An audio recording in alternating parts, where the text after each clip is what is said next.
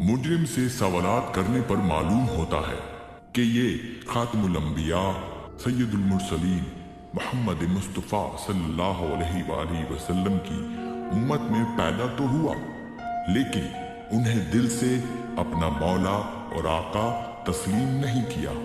लिहाजा बाहुक्म बारी ताला इस पर अजाब के दरवाजे खोल दिए जाए।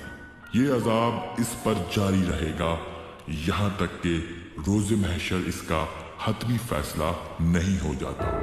और अगर उस रोज भी रहमतुल्लिल आलमीन सल्लल्लाहु अलैहि वसल्लम की शफाअत से ये महरूम रहा तो इसका ठिकाना अबदी जहन्नुम होगा।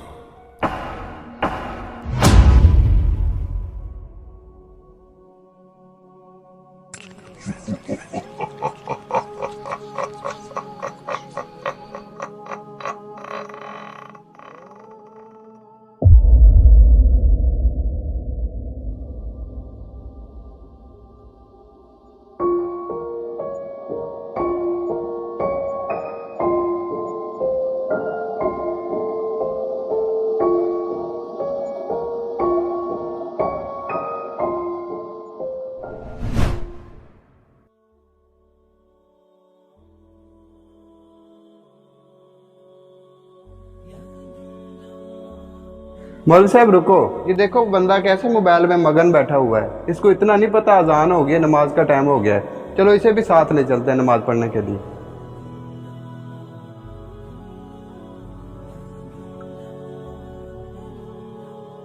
अस्सलाम वालेकुम भाईजान, नमाज का टाइम हो गया है। मौलवी साहब चल के जमात कराते हैं, वो नमाज पढ़ लेते हैं।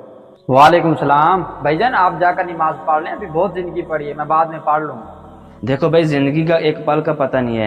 ये आपके सामने जो कब्रें हैं ना, इनमें से भी कुछ लोग ऐसे हैं जो इसी तरह बातें करते थे और चल के नमाज पढ़ते हैं। ओ मौलवी साहब, आपको पता नहीं है मैं मसरूफ बैठा हूँ, आप जाकर नमाज पढ़ लो, मैं बाद में पढ़ लूँगा। आपको अपने से बड़े से बात करने की तमीज नहीं है। अल्लाह आपको हिदायत दे। चलो मौलवी साहब चलते हैं।